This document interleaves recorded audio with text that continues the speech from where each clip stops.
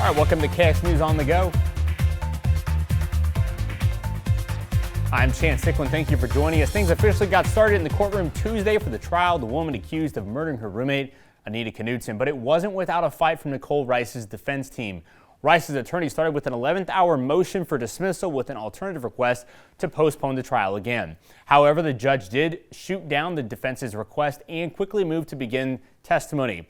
The jury, 11 men and 5 women, were sworn in, given their jury instructions. Then opening statements from the prosecution and defense team began. You're going to hear whispers from the past across the void of time that led to these charges. Silent no more. And we are concluded with this case. We are confident that you are going to find Nicole Thomas Rice guilty of the murder of Anita Knudsen. The evidence is going to show you people like Nicole don't kill their roommates over that kind of stuff. They don't put knives through their sternums. The evidence is going to show you Nicole Rice didn't do this. This entire case toward Nicole has been an abortion of justice, and it can stop now. And Anita deserves justice. But justice is out there. It's not here. This is a show. All right, Anita's parents, Gordon and Sharon Knudsen, testified as the first witnesses for the state Tuesday. That trial will continue later today at 1 o'clock. The court has set aside time this morning for a closed-door interview with Minot Police Detective Carmen Asham after Rice's attorney questioned her integrity in their motion to dismiss. Now, Detective Asham is a case agent for the state and was named an investigation report regarding former Minot Police Lieutenant Matt McLeod. KXL News will be live streaming the trial in its entirety with gavel-to-gavel coverage. That coverage continues tomorrow at 1 o'clock as the state is set to call more witnesses. All right, a man who was arrested for slamming into a police car vehicle pleaded guilty in court this week. Colin Brownnutter pled guilty to 8 counts in Morton County Court on Monday. Brownnutter was arrested last month after police tried pulling him over in Bismarck. They say he then took off into Mandan and struck an officer's patrol vehicle. Officers say Brownnutter had both fentanyl and meth as well as a gun. He will now serve just under 9 years in prison and must pay a little over $10,000 in fines. All right, a man in Bismarck is now facing jail time after police say he was driving drunk with 2 children in the car. The incident happened around 3:30 Saturday afternoon when police say a fast food worker along South 3rd Street called in a possible drunk driver and gave officers a license plate. A Bismarck police officer then spotted the vehicle a few blocks away and pulled him over. The officer said the man, Michael Kessel, was driving with 2 kids in the backseat. The officer gave Kessel a field sobriety test, but said Kessel tried smoking a vape and the officer told him to put it away. He says Kessel then tried putting his hands on the officer. Kessel is being charged with felony child neglect.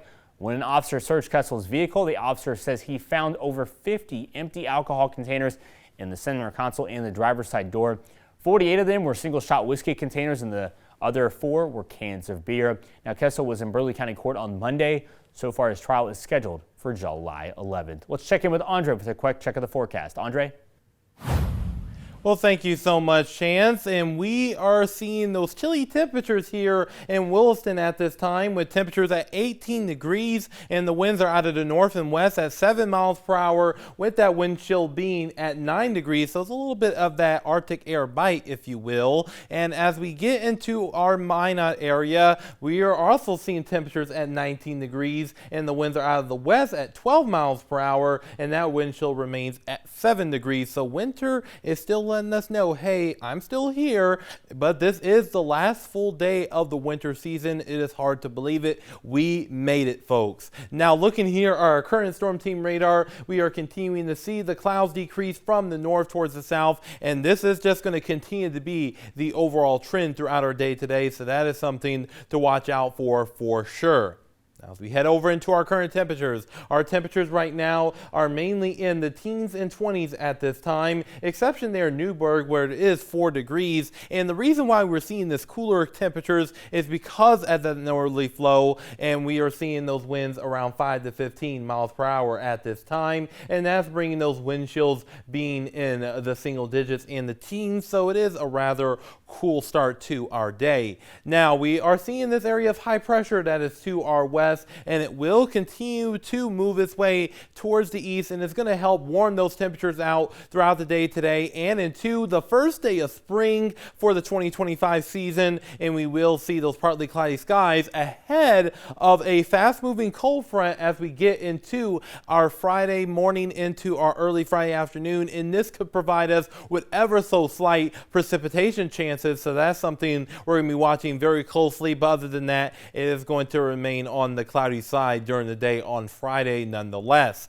Now, looking at the rest of the day, we will continue to see those clouds on the decline with mainly sunny skies entering into the viewing area. So if you guys got any sort of plans, this would be the perfect day to go outside. But once we get into tonight, we will see those mainly clear to partly cloudy conditions, and that's going to continue into our very first day of spring. So how about that? And it's going to be dry too. So this is going to be the first perfect day of spring. So go on outside and really enjoy yourself. And that's going to continue into our Thursday evening as well. Now our highs for today will mainly be in the 40s, which means guess what? Our spring meter for today will be at a level 2. Now once we get into tonight, temperatures will drop on down into the 20s, and a stray teen is quite possible in our northern tier counties. But if you guys want to go hiking, want to go trailing, or just want to relax outside, looking at our great outdoors forecast for the first day of spring,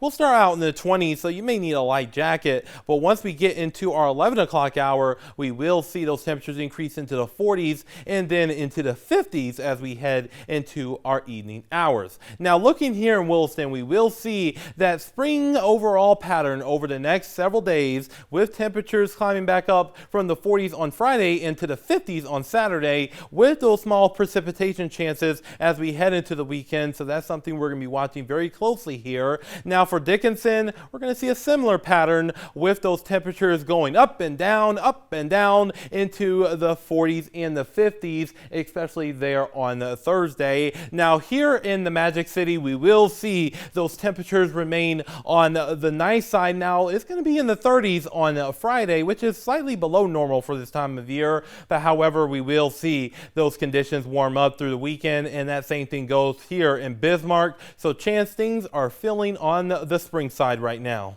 All right, Andre, thank you so much. For everyone here at KX News, I'm Chance Dicklin. Have a good day.